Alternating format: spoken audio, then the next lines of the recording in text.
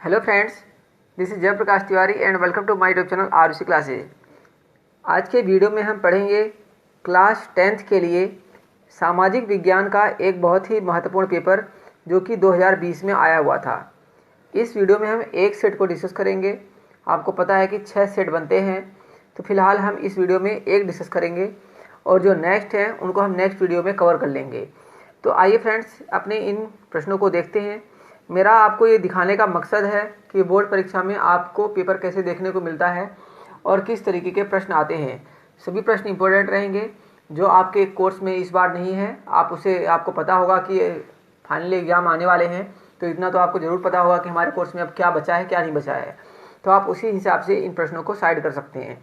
तो आइए सबसे पहले देखते हैं जो इसके fill in the blanks objective question है। ये सभी जो है इस बार के कोर्स में भी हैं। जो मैं आपको 6 ऑब्जेक्टिव बताऊंगा जो फर्स्ट पार्ट के रहेंगे।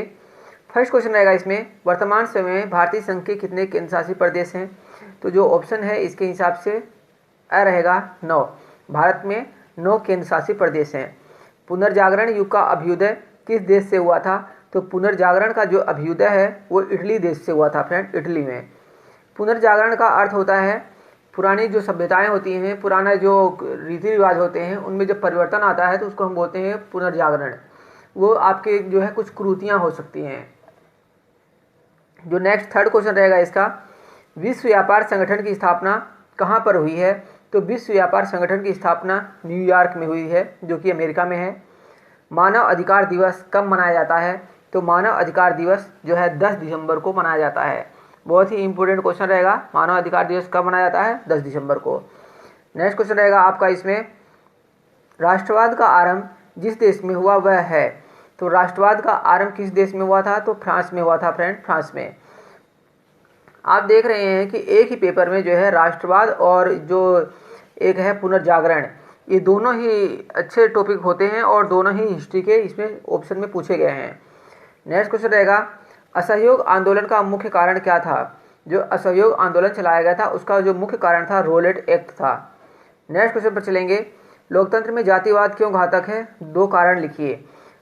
लोकतंत्र का अर्थ होता है जैसे हमारे यहाँ जो है सरकार जो है जनता के द्वारा जो है चुनी जाती है, तो अगर इसमें हम जातिवाद करने लग जाएं तो इसमें क्या परिणाम हो सकते हैं? तो आपको पता होगा कि जैसे मान लीजिए अभी चुनाव का माहौल है, अगर हम जो है ब्राह्मण, क्षत्रिय, यादव ये सब करने लग जाएं तो इससे क्या होगा? समाज में दंगे फैलेंगे, आपस में मतभेद होंगे।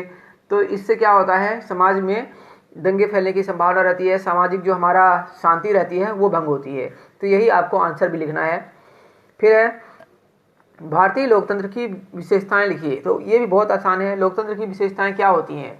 जनता का विश्वास होता है वो लोकतंत्र, ठीक है। इसी तरीके से और जनता की जो है चुनी हुई शक्तियां रहती हैं, मतलब जो जनता के नेता होते हैं वो जनता के द्वारा चुने जाते हैं लोकतंत्र में। तो आप क्या लिख सकते हैं इसमें कि जनता की स्वेच्छा से, जनता अपनी मर्जी से सरकार चुनती है। तो इसी प्रकार के जो है हमको इसमें आंसर लिखने हैं। और फ्रेंड्स यकीन मानिए, अगर आप साइंस में एसएसटी में थोड़ा बहुत भी अपनी दिमाग लगा के कर लेते हैं तो काफ़ी अच्छे नंबर आप स्कोर कर सकते हैं। नेक्स्ट रहेगा, जर्मनी का एकीकरण कब और कैसे हुआ था? तो ये जो प्रश्न है आपका चैप्टर 1 से ही है, बहुत इंपॉर्टेंट रहेगा। जर्मनी का एकीकरण कब और कैसे हुआ था? नेक्स्ट है, भारत की विधायिकाओं में महिलाओं के प्रतिनिधित्व की स्थिति लिखिए। भारत की विधायिकाओं में मतलब जो भारत के जैसे जो हमारे राजनीतिक क्षेत्र हैं, जैसे लोकसभा हो, राज्यसभा हो, इसमें महिलाओं की संख्या क्या है? तो इसमें महिलाओं की संख्या जो है बहुत दयनीय बोल सकते हैं, बहुत कम होती है। जो इसने स्थिति पूछा है उसको मैं बता दूं कि जो लोकसभा होता है उसमें जो है 5% जो है महिलाओं की संख्या है, और ऐसे ही 12% जो संख्या है वो लगभग जो है राज्यसभा में है। तो हम ये बोल सकते हैं कि महिलाओं की स्थिति बहुत अच्छी नहीं है। लोकसभा में जो है 5% और राज्यसभा में जो है लगभग 12% जो है महिलाओं का प्रतिनिधित्व रहता है। तो हमें यही लिखना है इसमें। और देखिए 3 नंबर का जो है आंसर है ये। फिर है, उत्तरदायी शासन की 2 विशेषताएं लिखिए। जो 10वां प्रश्न है इसका, उत्तरदायी शासन की 2 विशेषताएं बतानी है आपको, ठीक है। फिर चलेंगे नेक्स्ट क्वेश्चन पर कि मुद्रण संस्कृति ने भारतीय राष्ट्रवाद के विकास में क्या मदद की? गुटेनबर्ग कौन था, वह क्यों प्रसिद्ध था?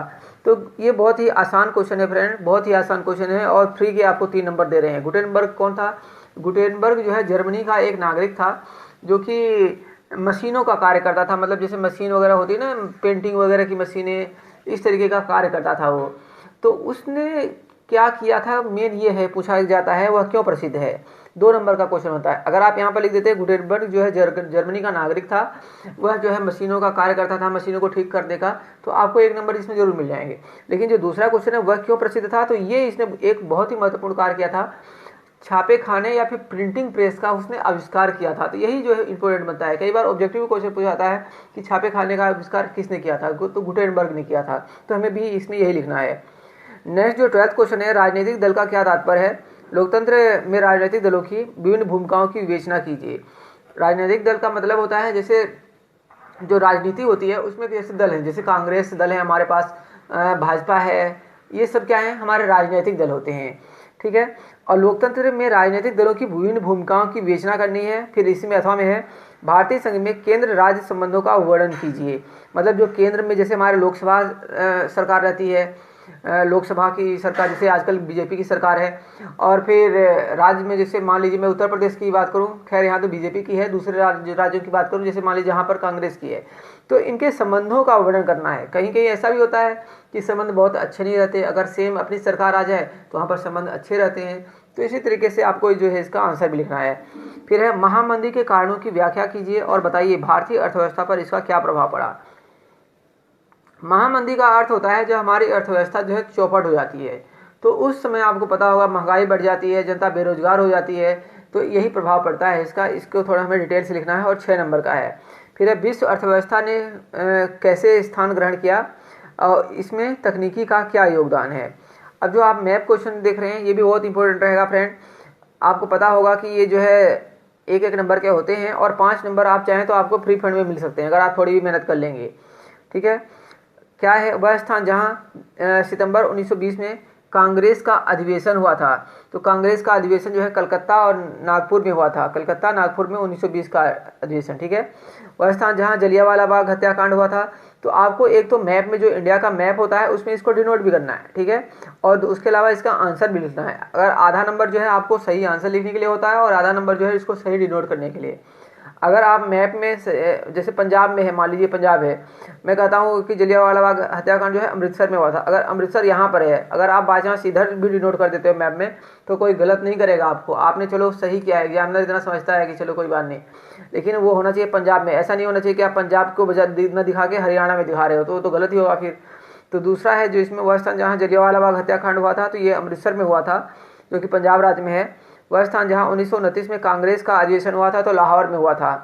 4 जो इसका क्वेश्चन है, वह स्थान जहां सूती मिल श्रमिकों का सत्याग्रह हुआ था, तो ये अहमदाबाद में हुआ था जो कि गुजरात राज्य में है, बिल्कुल बॉर्डर पे पड़ता है ये।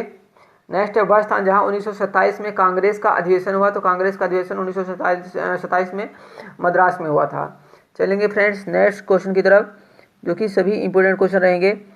चिपको आंदोलन संबंधित है, तो आप इसको जल्दी जल्दी कर लीजिए। चिपको आंदोलन जो है वन संरक्षण से संबंधित है। कपास की खेती के लिए सबसे उचित भूमि जो है काली मिट्टी होती है। फिर इनमें से कौन सी रबी की फसल है, तो रबी और खरीफ 2 फसलें होती हैं। रबी जो फसलें होती हैं वो सर्दी में बोई जाती हैं, ठीक है, तो दालें जो है सर्दी के मौसम में बोई जाती हैं, जैसे चना, ठीक है। फिर भारत में उपभोक्ता संरक्षण अधिनियम कब लागू हुआ था, तो भारत में उपभोक्ता संरक्षण अधिनियम कब लागू था, 1986 में लागू हुआ था फ्रेंड।